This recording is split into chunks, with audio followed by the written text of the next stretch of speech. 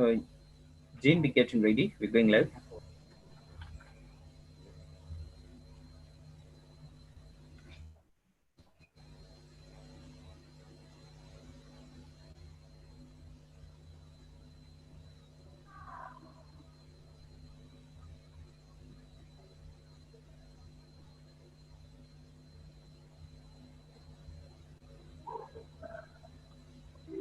Welcome to Pi and AI Kigali.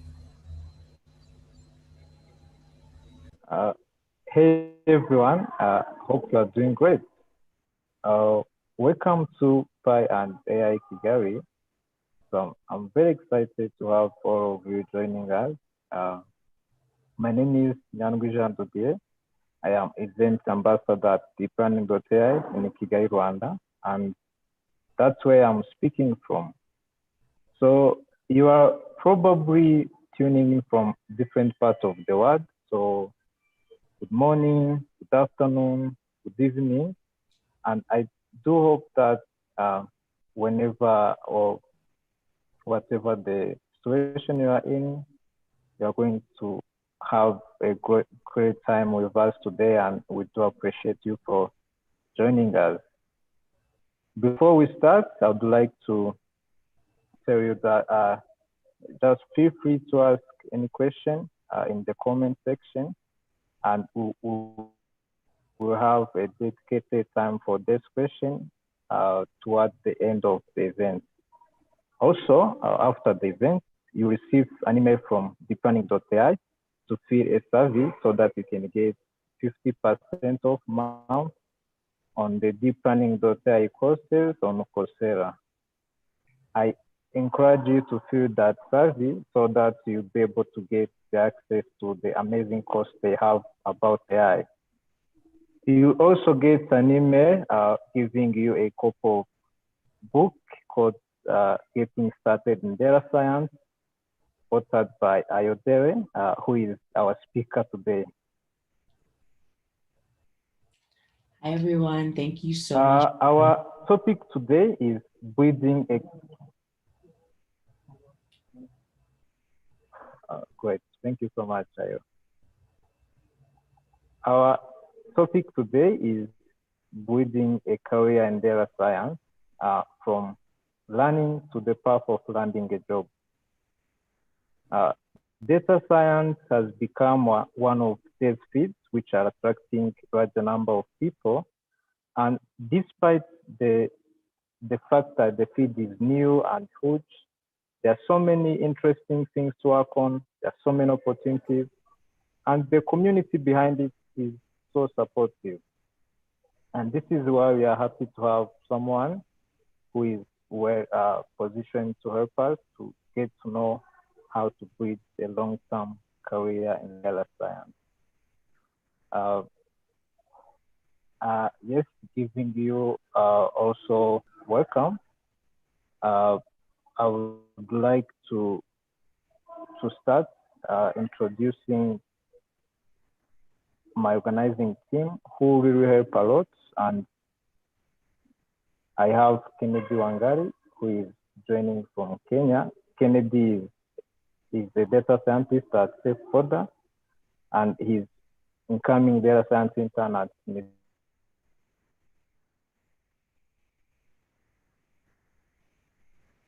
of Rwanda, and he's joining Carnegie Mellon University in next year. So, giving you huge welcome. Ayodele is a data scientist at Sambasoft, AI entrepreneur, and she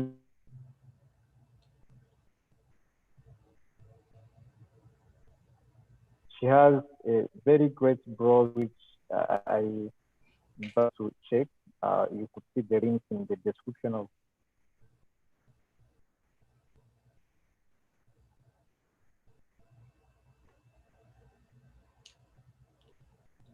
Ayodele has spoken in great conferences such as QTech Summit and Data Science Co, and much more. And so Today we are very happy to have us speaking with Pi and Kigali.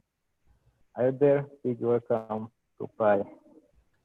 Thank you so much. I'm so excited to be able to do this talk. So what?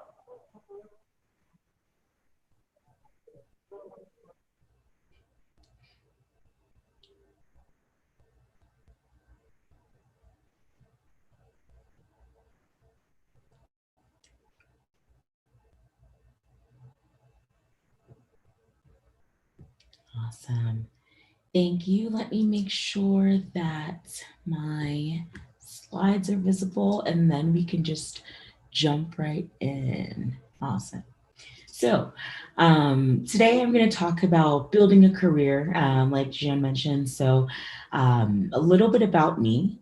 I actually started my career in digital marketing. So my roles before data science were actually to build marketing campaigns, look at marketing analytics, and then try to understand the best way to increase those numbers within our teams.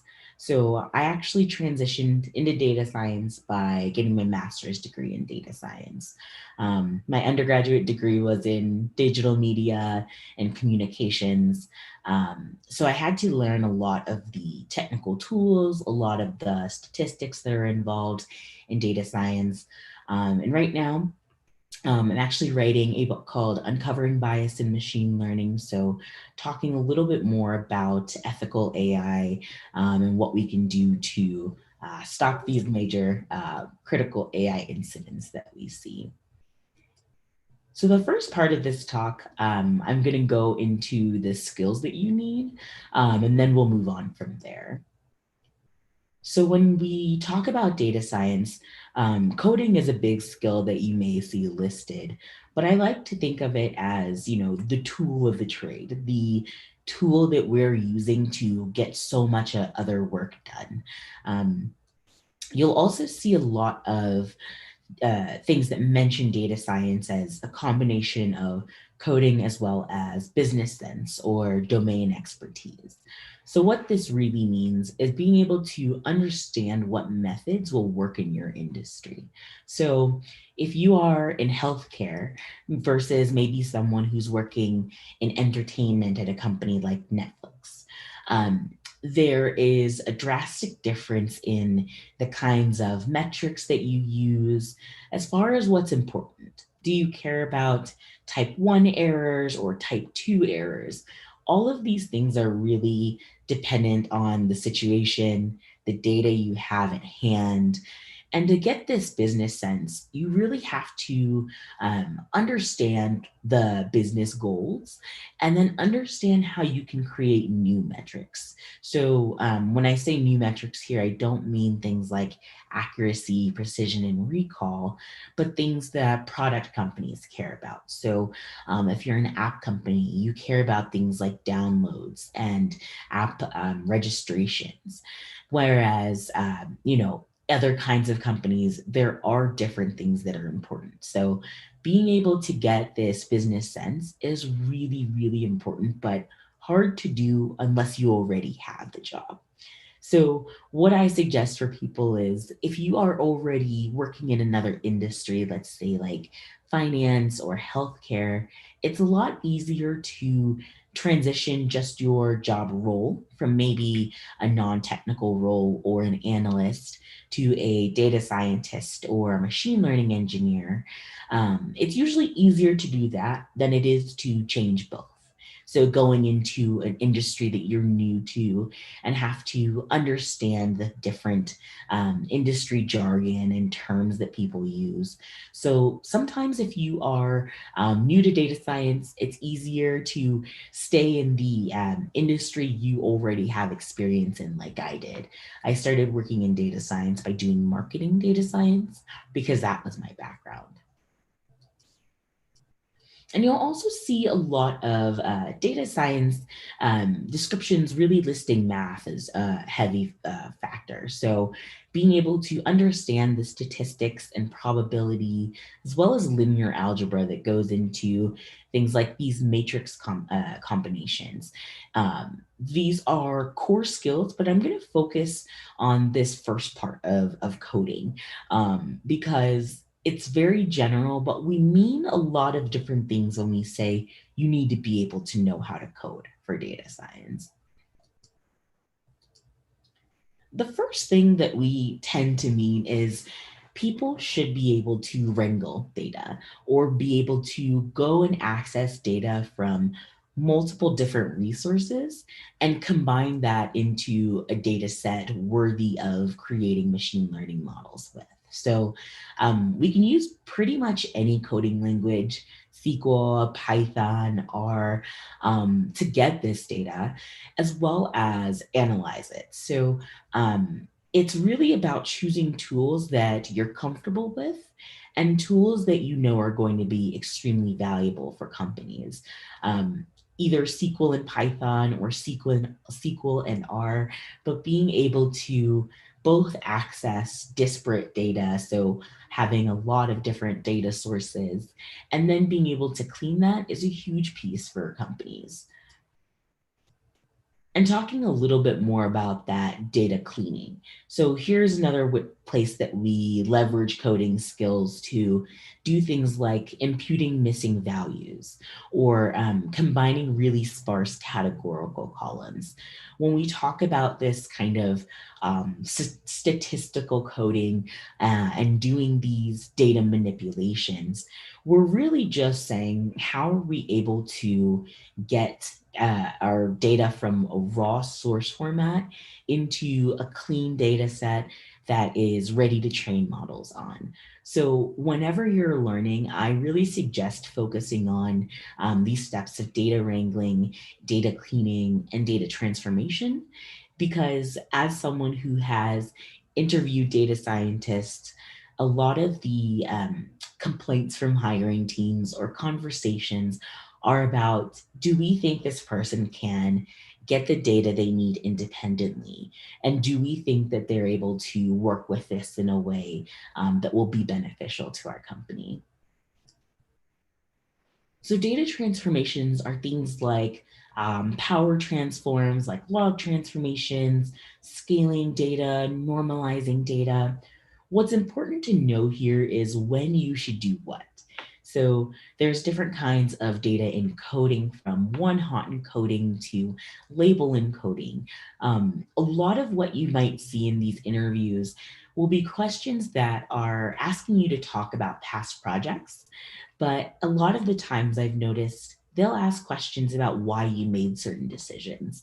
So if you have a project on your resume that says you worked on decision trees, you can expect them to ask that you walk them through this project. So you walk them through the data collection stage and the data cleaning stage. And what they're looking to hear are signs that you know the difference between different methods. You know that by choosing to, you know, the implications of choosing a holdout method versus cross validation. Those are the things that interviewers are really looking for, especially in those technical interviews where they're starting to ask about not only if you know the specific answer to a term or a formula, but if you can really describe what you're doing and if you can explain it to other people. Another huge aspect of the coding piece here is really this functional programming. So a lot of people who have written code for analytics started off as data analysts like myself and started writing SQL, sometimes struggle with this idea of creating concise, reusable code. But just based off of, you know, a lot of the packages and libraries that are out there, we have to start adopting this more stringent technical standard, even for some experimental work. So what that means for you is trying to practice reusing code, thinking about things in terms of reproducibility will make this a lot easier for you as well. So, especially with building data models, if we're not saving the outputs of our models, if we're not saving the weights of our models, it's easy to rerun something and have completely different results. So start thinking now about how you can functionalize your programming, even if you are just doing basic things in Jupyter notebooks. But being able to show that off is actually a huge deal when you are going to be interviewing for data science roles. And then experimental design. So this has been a big piece of a lot of the interviews that I've given, as well as I've done. A lot of times, companies are really interested in making sure that you can make consistent experimental choices. So that's talking through the prototyping stage of an algorithm and being able to specifically say, like I mentioned, why you made certain choices. This is also really correlated with hypothesis testing and being able to speak to the different kinds of hypothesis tests you can do, the different kinds of ways to evaluate these tests, as well as A/B testing. So A/B testing isn't new, especially with the internet. It's mostly been used for testing features on web pages like colors and buttons. But being able to explain this from a data perspective is an area that a lot of new people, especially myself when I was in your position, really lacked. I wasn't able to really explain why I was making certain choices. And sometimes this comes from seeing a tutorial and assuming that because they did it a certain way, that that's the way you have to do things. So I would really focus on building some of your intuition and knowledge in this experimental and machine learning prototyping stage. So moving into learning, my biggest tip for you is to practice consistently. I tend to do this and uh, did this a lot when I was learning is sometimes wait until one day and get all of my work done and not really work on it for days at a time. This isn't really the best way to learn if you can help it, because going so long between periods of study and practice um, don't really help you. So I like to think about it this way: if you can get 1% better at any skill involved in your data career every single day, then you will see the growth is going to be exponential. So remember to practice. um, but to talk about how to learn and what path to take, there are so many paths into data science. It's special in that it's a field that it's not a cookie cutter path for everyone. And even people who are considered traditional data scientists or have had long careers in data science, many of them either don't have relevant degrees or they have degrees in statistics and maybe didn't think that they would end up in a data science or ML role. So there's a lot of things you can consider. Academia is the path that I took. I chose that for me because not having a technical background, not coming from a really hard statistics or math or computer science background, I felt like I needed to have the degree to have a certain level of credibility. But that's not the only path you can take. There are also boot camps. For a lot of people, there is on the job training, and as well as taking these self taught paths. So that's using things like leveraging Coursera courses, leveraging YouTube videos, which even people in graduate school do. So, one of the things I find helpful in trying to understand what path to take is actually this chart from a really good book called Building. build a career in data science. This helps you decide and make that decision a little more. So for people who might have some existing data science or programming experience, maybe you don't choose a graduate program. Maybe you start to consider how long is an okay transition. If you are okay, in your current role and are willing to learn on the job or learn on your own, then you can take a little bit more time. But if you're looking to accelerate this career transition, that's when we see people start leaning towards boot camps, because they do offer these accelerated courses. You're learning a lot of things really, really quickly, and sometimes you're not able to work on other projects. So hopefully this gives you some insight into how to start making these decisions to start learning.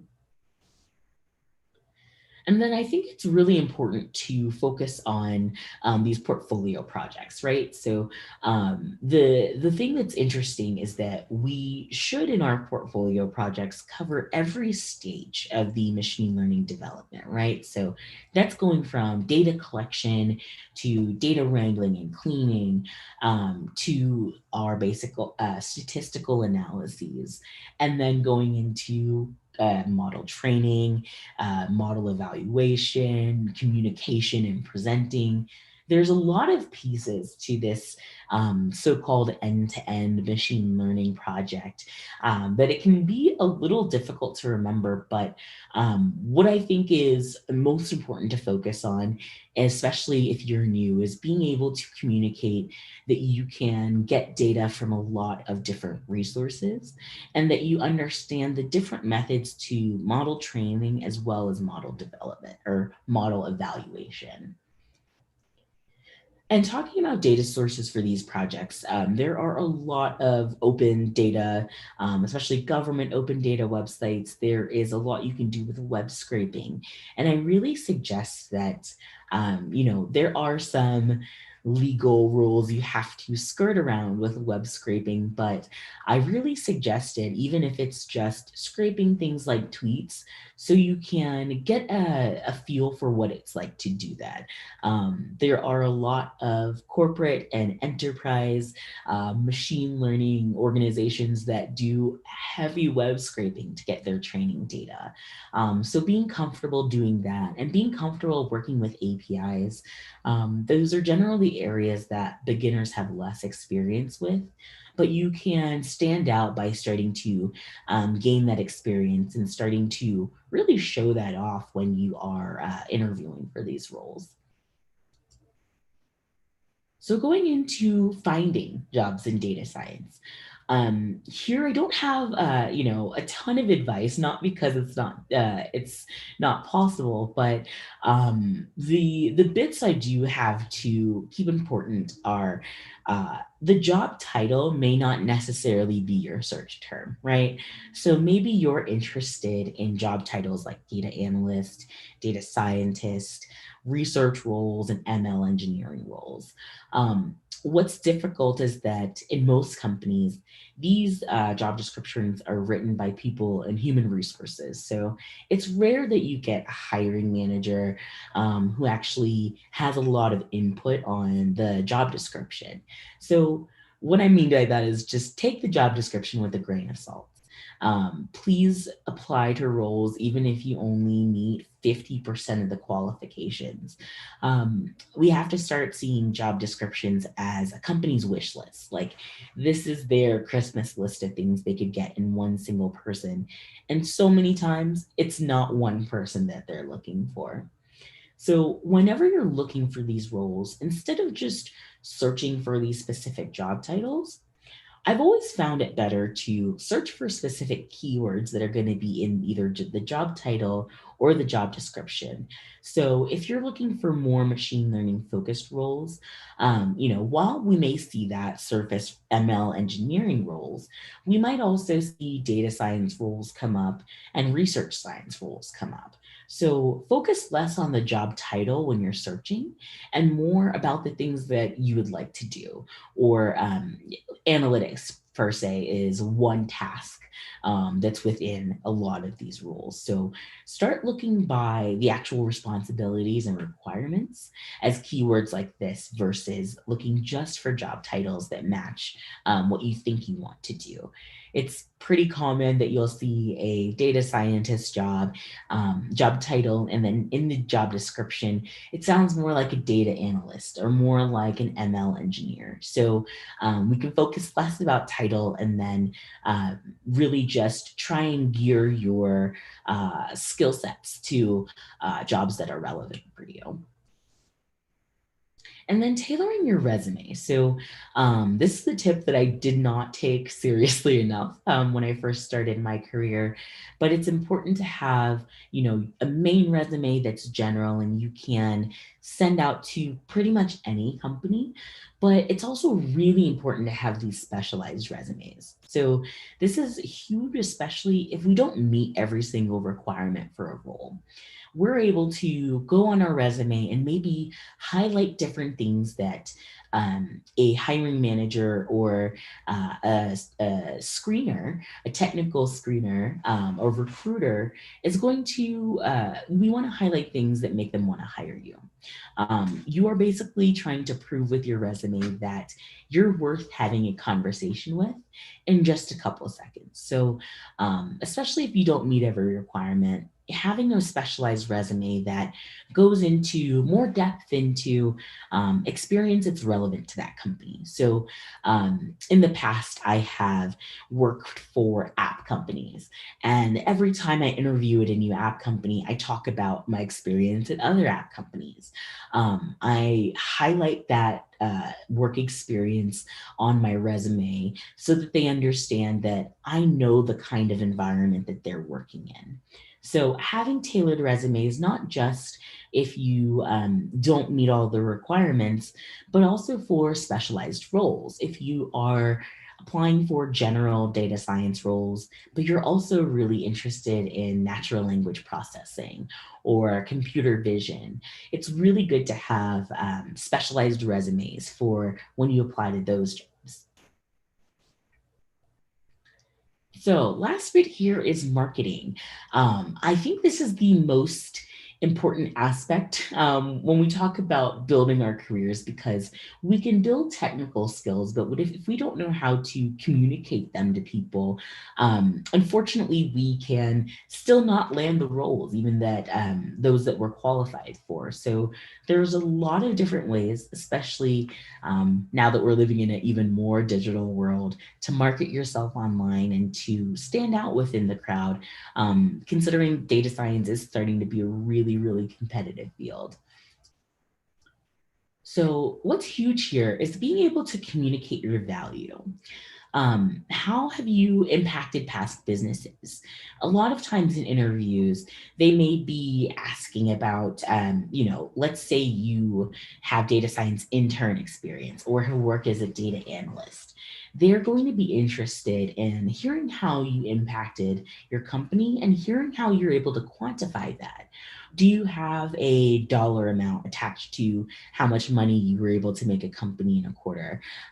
We shouldn't just communicate this on our resumes, but we should be able to communicate this on the various different platforms we use to market ourselves, as well as on things like our personal blogs and websites.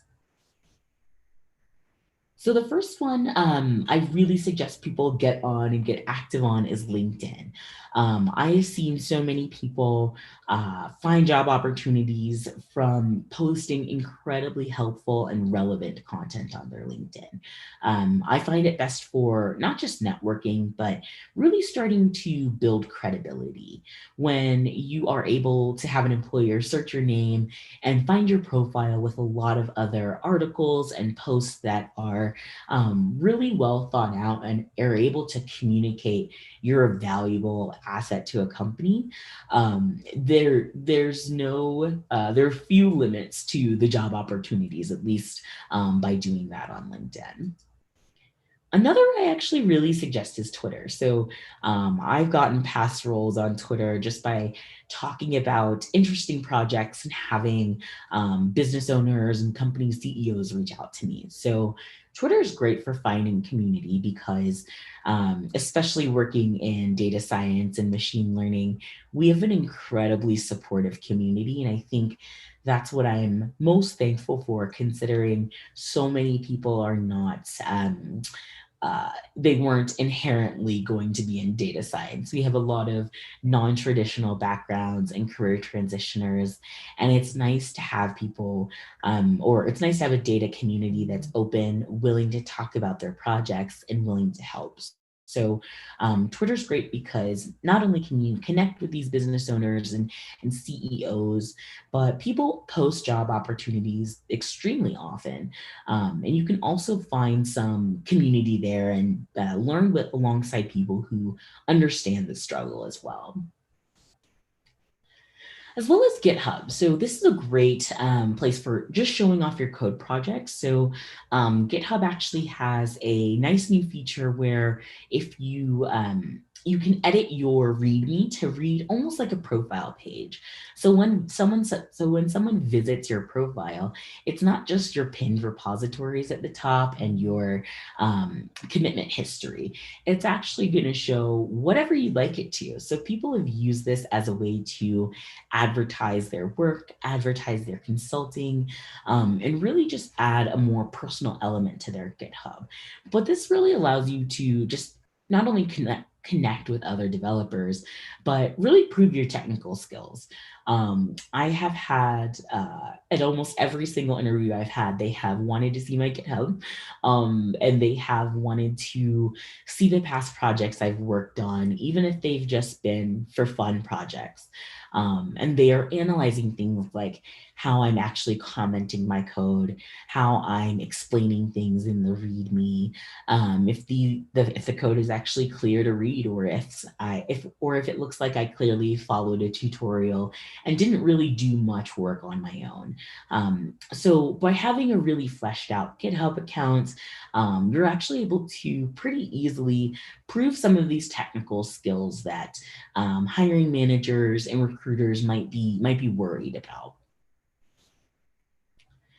And lastly, focusing on your blog and personal website. So this is a great way to brand yourself, make a name for yourself. And I can say from firsthand experience that by having an active blog and having a good website, people can find you. And so that's the biggest thing is people, recruiters and hiring managers are tasked with a difficult job, right? They're trying to find the right person or the right pool of people to pick the right person from.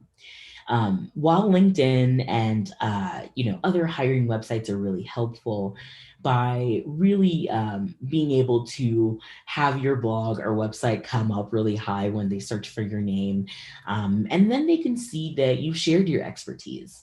They can see that you are willing to show off your portfolio. They should be able to read a blog post and get a good idea about how you communicate technical concepts. And it shows some insight into your thought process as well. So it actually becomes a bit of a time-saving tool by having this very, prominent website, so that let's say they Google your name once they see you apply for a role, and they go to your website, they're like, okay, they can see your entire thought process and how you approach new problems. And that's what I think the goal of most of our personal websites and blogs should be, especially when we're first starting. We want to be able to share our expertise and communicate that well so that it bodes us well in the interview process. Imagine that you have had someone, already look you up, already find your blogs and articles in Medium and be fairly impressed with that. By the time they meet you, they're also able to ask you some more in-depth questions, some more educated questions, versus people that will go into that same process without having that really prominent way of advertising themselves. Recruiters may go through that initial, so, tell me how you think, tell me how you approach a problem. This is one way you can get ahead a little bit as far as just giving recruiters and hiring managers more information about you. And that is it. That is all I've got. But I would like to leave you with this. I really want new aspiring data scientists to focus on those technical skills and then focus on communicating those skills. The hardest part for me was learning how to take technical jargon and language and make it understandable for anyone that I'm talking to. So being able to explain concepts like they're five, like someone else's five, is a really, really huge point. So I want people to be able to focus on not just building those technical skills, but being able to walk someone through their code and walk someone through what they're doing and why they chose to make those decisions. And I feel like those are the biggest things that will help you when you start interviewing. So when you do feel solidified in your skills, which I'd like to mention, you should work on somewhat one by one, somewhat go deep in one area, and then don't feel like you have to learn it all at the same time. That is not possible. And it's really hard to take in and absorb a lot of new concepts. So if you want to spend, I'd like to think about my learning careers in quarters or in semesters. But if you want to spend maybe 3 months focusing on having really, really strong Python skills and being able to show that off, then you can move into, taking a section and focusing deep on either your statistics and probability skills or your business intuition and experimental design skills. So I know it's overwhelming when we see some of these job descriptions and they look like a laundry list, but I don't want you to be afraid of that. I want you to practice consistently and then practice explaining what you're doing to people. So whether that's your friend or your family or a colleague or teammate who is willing to listen, but genuinely getting in practice and uh, con- uh, talking about these terms to people who don't have technical backgrounds is actually going to be a huge part of your job, whether you're a data analyst, a data scientist, a machine learning engineer. So I'd love for everyone to keep that in mind as well. And that's it. Please feel free. I've got some time for questions. Uh, thank you so much, Ayodele. Yeah. That was really a great talk I saw from from building current data science. I'm glad that you touched from running side of things, and I really liked how you talked on marketing. Really, very few people when they want to learn technical things, they focus more on the technical side of things, but they don't know how to approach people, how to approach opportunities. So Yeah. I'm really glad you touched on how people can be available on LinkedIn, GitHub, Yes. building personal portfolio. Thank you so much, Ayo. Thank you so much for having me. I'm so glad that I was able to give this talk. Yeah, thank you so much. And I'm hoping that the audience are seeing the same way. I hope so.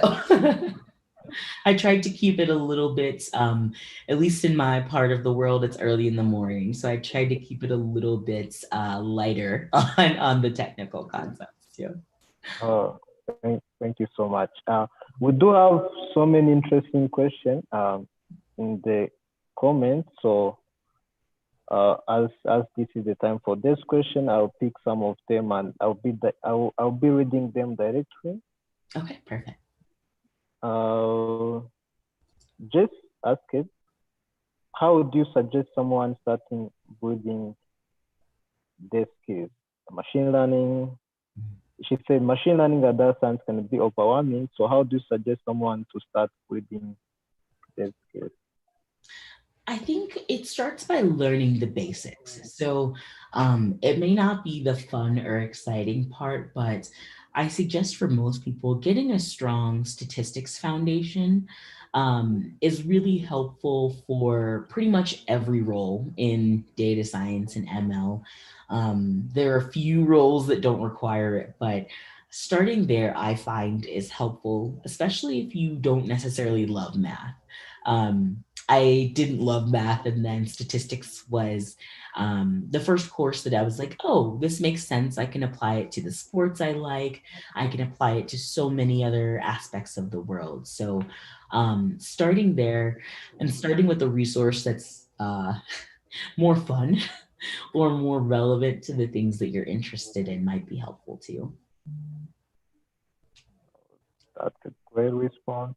Uh, Someone also asked it, does a data scientist need to be a better statistic than software engineering? You touched on that, but I wonder if you could maybe say something more, if there is. Yeah. Did you say, does a data scientist have to have a PhD? Is that what you said? She said, does a data scientist need to be better at statistics than software engineering? Ah, um, the way I've heard it described is you have to be better at a better software engineer than statisticians and a better statistician than software engineers. Um, I do think it's incredibly important to have that statistics foundation regardless. But most people in data are still somewhat lacking on those software engineering skills. So I think it's an interesting area for us to grow because I think sometimes we don't think about data projects as software versus I'd like to encourage people to start thinking about front end data work. So let's say you create a recommendation system. It's great to have that on your GitHub. But what's really more important is maybe you have a basic website where someone is able to put in their favorite video game and your recommender just shows a list of 10 similar games. Being able to show it off in that way or to really create a product out of it is where a lot of people in data science are lacking in those software engineering skills. That's great. So software engineering is still important if you can get those skills. Yes. Someone else asked it, what makes a data scientist? I think he wanted to mean what makes someone a data scientist, or when can you classify yourself as a data scientist? Yeah, I think that's a good question. It, I believe that it mostly comes from how you approach solving problems. So, um, I would say you can call yourself a data scientist when you are technically competent enough to get your own data and manipulate it. But what makes you a real data scientist is understanding the methods enough to know when some methods will work and when some methods will fail. So knowing that for models like decision trees, you don't necessarily need to scale or normalize your data. But if you're dealing with anything that is spatial or looking at like Euclidean distance, that you're going to want to normalize, scale that data. It's about being able to know the pros and cons of each method and knowing when to use them and when to use maybe alternatives. So it really starts by the ability to ask the right questions. And this is really important when you get a job because a lot of times what you will be asked to do is not actually what they want or need. And so being able to translate how stakeholders and people who are interested in your work approach you and tell you they need something, and being able to translate that into what they really need and into data tasks. So I think focusing on being curious, asking the right questions, clarifying and understanding, what they really mean when they say, find us customers who are likely to churn or are likely to buy. And then being able to have the technical skills and knowledge to know the difference between methods, and know when some are applicable and when you would go with another choice. Yeah. Thank you. We have two more questions, which seems to be very interesting. Maybe you can close with that. The first one is, I don't know if there's a proper response for this, but I will read it as this. Say, I would like to know the type of companies or industries where data scientists are highly needed. Yeah.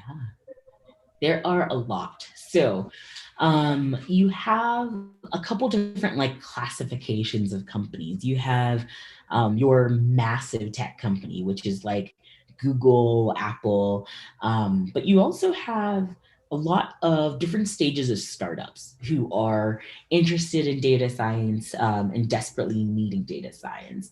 But what I would suggest as well, is looking into government roles, looking into nonprofit roles, areas that are typically, they may be somewhat underfunded at times or less exciting and less cutting edge, but they have really impactful work. So I'm based in the United States, and I know a lot of people who work with state or government data here are working to try and improve healthcare outcomes, or they're working to try and reduce pay inequalities, or working to try and reduce, some people still don't have great access to food and other resources. So the kinds of companies hiring is kind of everything under the sun. I think it's important for every individual to try and figure out where they like to work.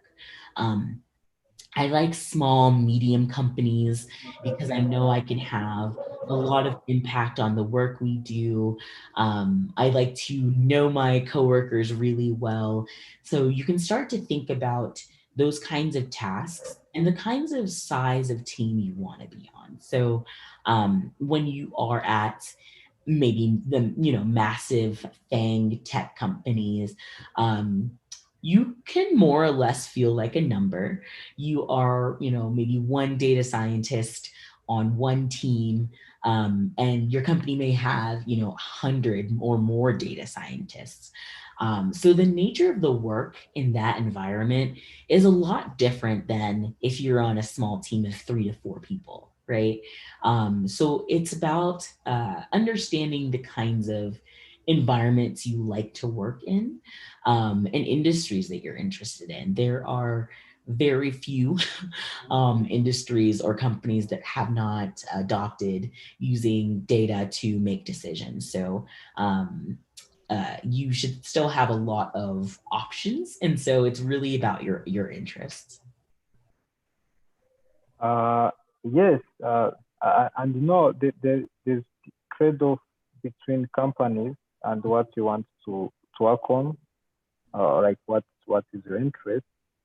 So small teams will always have their benefits. Big teams, they have their benefits. So I'm glad your response also I that someone who asked this question got to know what data science means in different companies. The last question from the chat, it's interesting question, and it say, I would like to know among data wrangling, data cleaning, or data transformation, which one is better to embrace, or should we be good at all as a data scientist? I would say most data scientists have to do it all. If you are on a really big team, you might have data already accessible, or you may have a data engineer on the team that's in charge of managing the data warehouse, making sure that the tables you need are ready to be analyzed or ready to be modeled.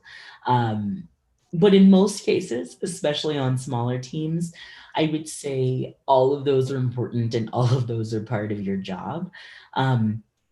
it's important to be able to do the data wrangling, but I think focusing on that cleaning and transformation, once you are able to get data, a lot of people are faced with the what now. They want to dive into analyzing it, but truly being able to clean it, understand, there's almost always really, really messy data in industry.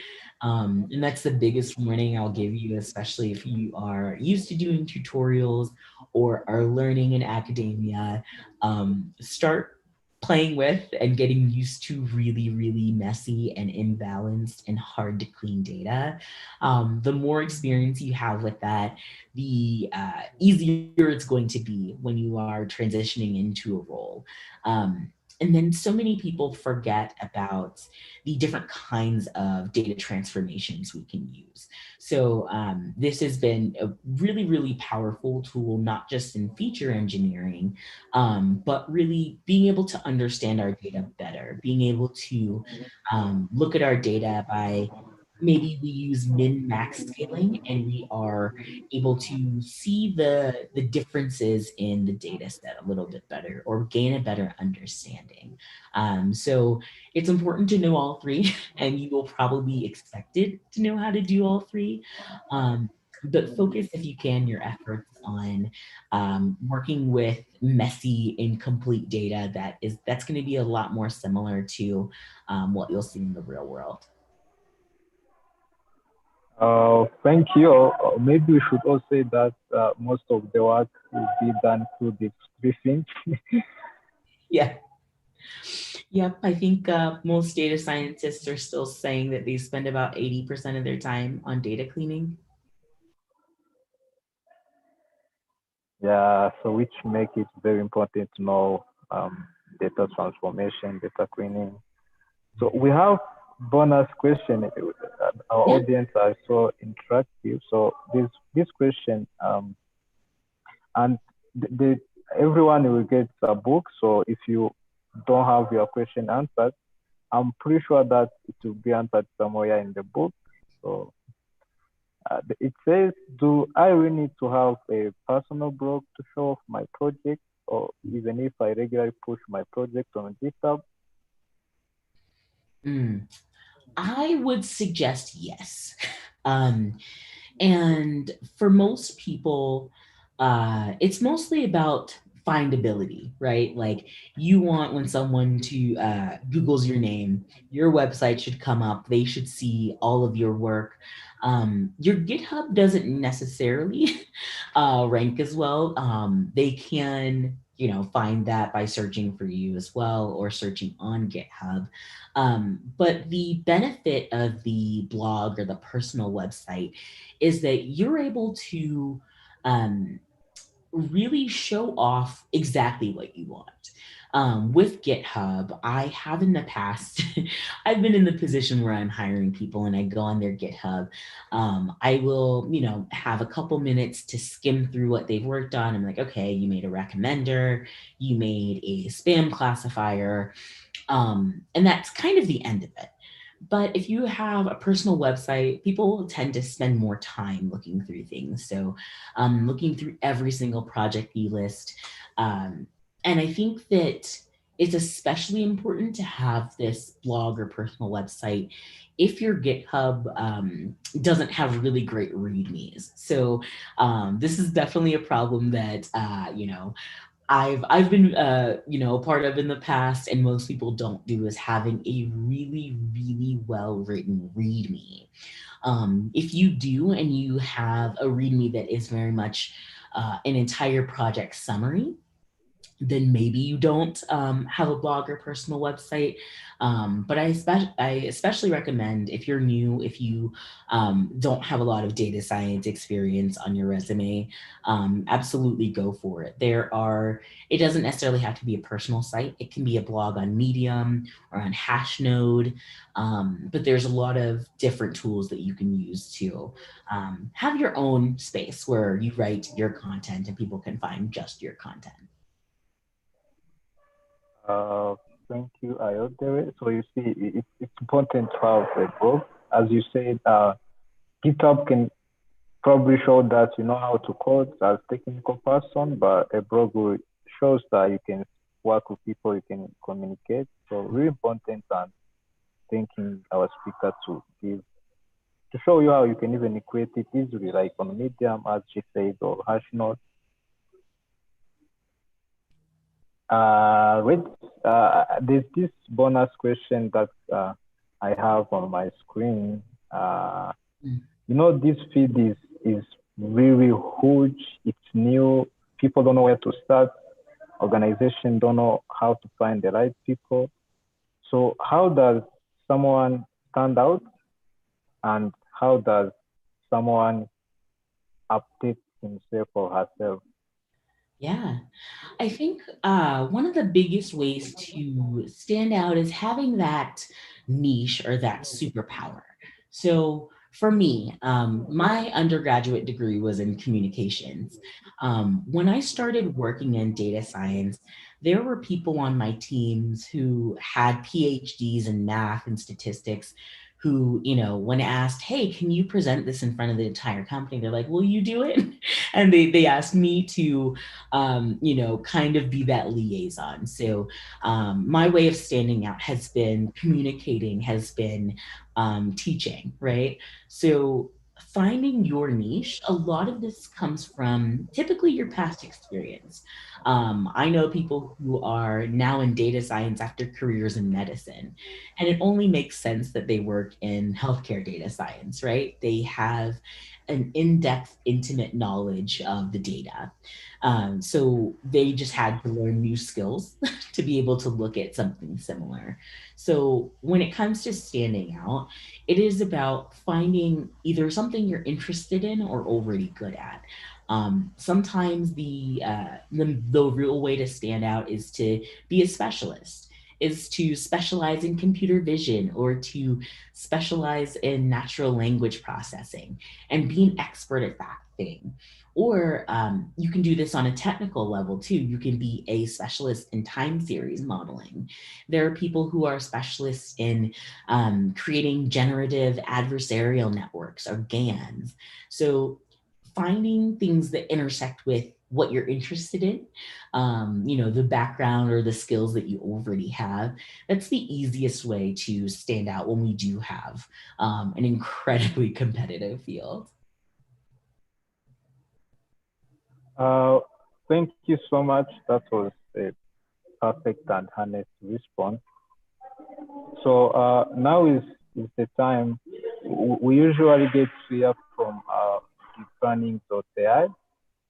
Uh, so they do have a great message for us. So now is the time to get to see what they are planning.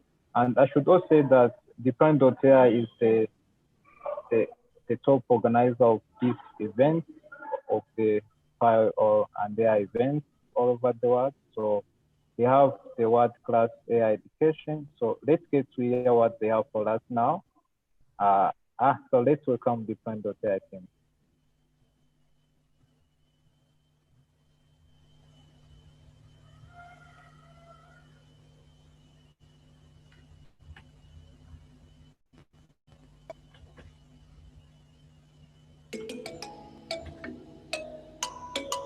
Hello, deep learners. I'm Andrew Ng, founder of deeplearning.ai, and I'm excited to welcome you to our global deep learning community. I know that many of you are here today because you want to break into AI and build your career. I hope that being part of this community will help you to do so. To give you a proper welcome, I'd like to show you around the deeplearning.ai offices and meet some of the teams so that you can see where it all happens. Oh, hi, Andrew. Do you want to tell our friends at Pine AI what you do at deeplearning.ai? Sure. Hi, everyone. I make articles and other media that help people learn about AI and help them understand the huge impact that AI is having in the world. Today, I'm putting together the next issue of The Batch, our weekly newsletter, and I'm looking for the biggest stories of the week to keep our readers informed. What's been the most surprising thing you've run into working on the batch? How much is going on in this field? There is never a dull moment. You might think from the outside that machine learning engineers really understand everything about AI, but nobody understands everything about AI because this field is just coming to life right before my eyes as I put this thing together every week. All right, I know you're really busy, so I'll let you get back to it. Thanks. See you later. Let's go meet Kian, who helped me create the deep learning specialization. He's working on an exciting new project. Hey Kian, so do you want to tell the people at Pine AI what you're working on? Yes, sure. I'm leading a project called Workera, focusing on helping people get offers in AI and navigating their career by testing their skills, preparing for interviews and certifying them, as well as matching and referring them to good jobs in AI. That's really cool. And what's the most exciting part of your day? The AI field is new, organizations and jobs are still misunderstood. So I'm excited to help people understand what different types of jobs exist in the field, what tasks they will work on, and what skills are needed to achieve those tasks. That's really important work. Well, it's nice chatting. And now let's go chat to Hotel, who is on their product team. Hey, Andrew. Do you want to say hi to our friends at Pine AI and let them know what you're working on? I would love to. Hi, everyone. I lead the product team in deeplearning.ai, where we create AI education content accessible to people all around the world. People like you. And what are you most excited about right now? I am so excited to see our community grow and to see how eager people are to learn more about AI. Thanks, also. Thanks, Andrew. So, as you can see, our team is working hard to support you and help you learn. It's never been easier than before to break into AI. So if you want to build a career, you can leverage online resources available, including open source code, datasets, papers, and online courses like a deep learning specialization on Coursera. As part of this journey, I hope you get your hands dirty too. Don't be afraid of diving in to build your own project, or go ahead and try to replicate a research paper that you're excited about. One thing that I've seen help a lot of people succeed is if you can build a community or find a community of fellow deep learners you can meet with and study with on a regular basis. In fact, I hope that this Pine AI meetup that you're at right now will be a good place for you to meet these people. I hope you enjoyed the event today and that you learn a lot, both from the talks and from each other. And once again, welcome to the deeplearning.ai community.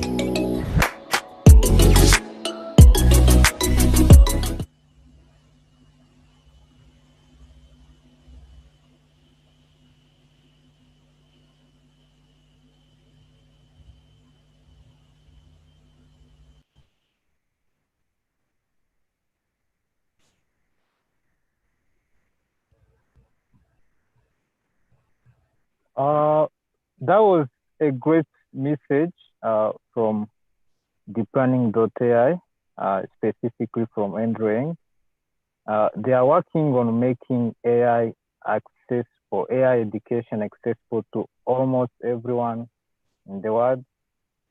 So they do have this really great course such as deep learning specialization, natural language processing specialization, and they are going to have opportunity of accessing some of test courses through the survey that you'll be able to fill and get access to this course. So I do encourage you to check that email after the event and then fill the survey and then start learning, because the future is, some people like to say that AI is the future. So, and I think there's no lie there. There are so many opportunities to do in AI. And as our speaker gave you a full picture of data science, I'm pretty sure that you benefit a lot from these things. So maybe before we close the event, Ayodele could give us 1 minute or 2 minute remarks? Yes, absolutely. So I'm going to take a little bit from one of the questions I noticed in the chat, but all of this has kind of been around how you build a career. But a huge part of that is your portfolio project. So what I suggest for a lot of people and a lot of the people that I mentor is to have maybe 2 to 3 portfolio projects on hand for when you start interviewing. So you want these to be completed projects. You want to have obviously done some kind of ML modeling as well as learn something from it. So taking that project and being able to, let's say you have 3 total projects, I would make the one that's maybe a passion. So one of my projects, I really love hockey. I got introduced to hockey when I was in college here in the States. And one of my portfolio projects is predicting hockey goals. But the other 2 of my big portfolio projects were focused on how I could provide value to companies. So projects that were geared to talk to specific industries. So I've had people I've mentored in the past who, let's say if you are interested in a job at a company like Zillow, what you can do is an ML project that's focused on housing data and trying to predict house values. So try and gear your projects towards the industries and the jobs that you're interested in, and just being able to communicate your value to them. Those are probably the biggest things that are going to help you on your journey to getting a job in data science.